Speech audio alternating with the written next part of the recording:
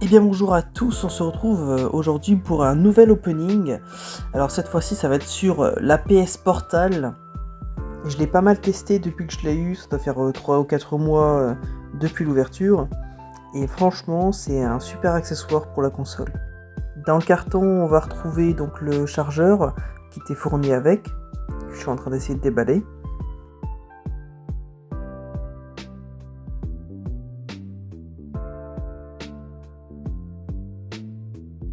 Et maintenant on passe à l'accessoire en lui-même, la PS Portal, donc entouré de son petit film de protection.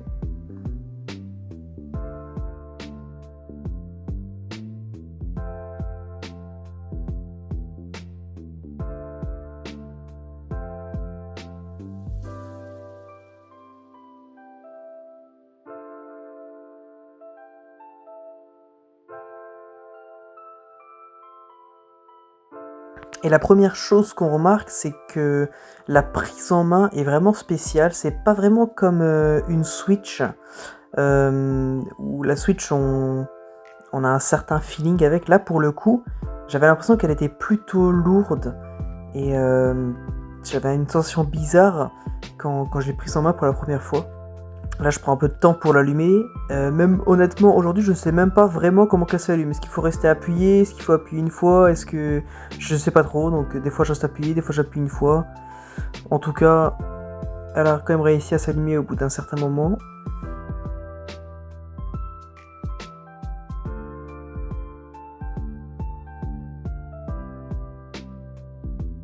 Allez, maintenant, changement de plan.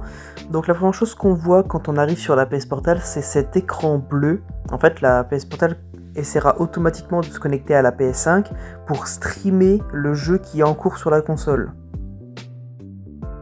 Ce sera plus facile à expliquer avec de réelles images, donc je vais vous montrer. Comme vous voyez là, en fait, j'utilise la manette, donc je joue à un jeu classique sur la console.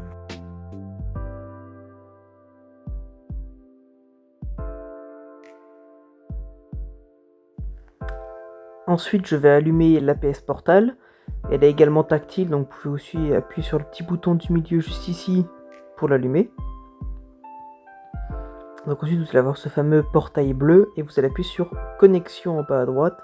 Et ensuite, après un petit temps de chargement qui peut durer 10 à 15 secondes ou un petit peu plus en fonction de la connexion, elle va se connecter au jeu et elle va recopier l'écran. Et la manette que j'avais avant va se déconnecter et c'est la PS Portal qui va contrôler à la fois son écran à elle et l'écran de la télé qui est streamé. En plus de cette fonctionnalité de recopie d'écran, PlayStation a fait une nouvelle mise à jour. Vous pouvez maintenant accéder à votre catalogue de jeux. Donc vous avez deux onglets, ça c'est le catalogue PlayStation Plus avec un abonnement, que je reparlerai juste après. Et ça c'est le catalogue de votre bibliothèque de jeux, donc tous les jeux que vous avez sur la console que vous pouvez lancer, vous les retrouvez également là sur la PS Portal.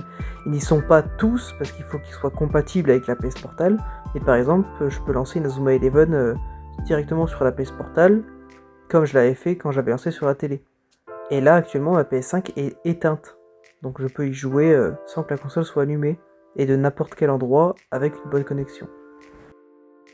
Pendant que le gameplay passe dans le fond, je précise qu'il faut vraiment une bonne connexion internet pour que le PS Portal, vous puissiez vraiment l'exploiter au maximum. Là actuellement je filme chez ma mère avec une connexion qui est plutôt instable. Je l'ai pas filmé mais juste après la séquence gameplay, en fait le PS Portal s'est déconnecté à cause de la connexion. Tandis que quand je suis chez moi dans mon appartement avec la fibre, c'est vraiment un plaisir de jouer sur la console parce qu'il n'y a aucun freeze ni aucun bug. Mais malheureusement, pour pouvoir accéder à cette fonctionnalité-là, il faut payer l'abonnement premium du PlayStation Plus, parce que quand vous lancez un jeu directement sur la PS Portal sans qu'il y ait le recopie d'écran de la console, vous passez directement par les fichiers sauvegardés sur le cloud.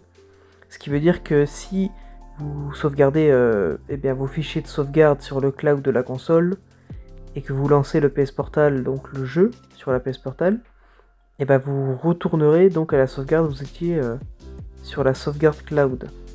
C'est peut-être pas très clair, mais pour le coup, si vous jouez à un jeu et que vous arrivez à peu près à 10% du jeu, et que vous sauvegardez ensuite cette sauvegarde-là sur le cloud, que vous synchronisez avec le cloud, en lançant le PS Portal, vous retournerez à 10% du jeu.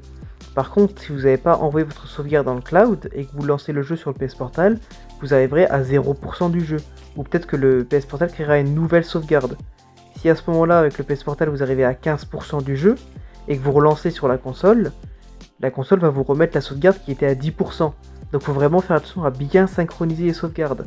Vous synchronisez d'abord la sauvegarde qui était sur la console, ou alors sur le PS Portal, et quand vous revenez sur la console, vous vérifiez bien que le jeu est synchronisé avec le cloud, ou vous récupérez la sauvegarde cloud.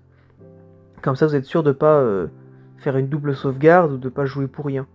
Une fois que tout est bien paramétré et que vous avez bien tout synchronisé, il ne devrait plus avoir de problème, et là c'est vraiment un plaisir à jouer dessus. Également, si vous avez les deux mêmes comptes qui sont connectés sur la console et que vous essayez de lancer un jeu avec le cloud du PS Portal, ça va déconnecter le jeu qui était en cours sur la console et ça va le mettre en priorité sur le PS Portal. Ça marche également à l'inverse, si vous jouez sur le PS Portal et que quelqu'un prend votre compte et lance un jeu sur la console, ça va déconnecter le PS Portal. Vous pouvez pas jouer à un jeu avec le même compte sur la console et la PS Portal en même temps. Par contre, si moi avec mon compte je joue sur un jeu sur la console et que quelqu'un prend mon PS Portal, connecte son compte et lance un jeu avec le cloud, là il n'y aura pas de souci parce que c'est pas le même compte qui est joué. Mais il faut avoir le PlayStation Plus Premium sur les deux comptes du coup. Voilà, je pense avoir bien fait le tour du PS Portal et de toutes les explications que je pouvais apporter. Effectivement, c'est peut-être pas une console qui est vraiment faite pour le salon. Depuis la mise à jour, c'est peut-être plus une console que vous allez prendre à emporter. Si moi je dois faire un voyage ou partir dans une autre ville pendant un moment, ou rester dormir chez un ami, au lieu de prendre ma PS5 avec moi, je vais juste prendre la PS Portal et avec le cloud, si chez mon ami il y a une bonne connexion, et ben je pourrais jouer à tous mes jeux de la PS5 directement chez lui sans avoir à bouger la console. Donc voilà, je trouve que c'est vraiment un bon accessoire, plutôt situationnel, mais je pense avoir bien fait le tour de l'accessoire. Je vais sûrement continuer à y jouer avec des mises à jour futures, j'imagine qu'il va être encore plus performant. Et on se retrouve la prochaine fois pour un prochain unboxing qui vraiment là, ça va sûrement envoyer du lourd. Je vous donnerai un petit indice pendant l'outro. Allez, salut!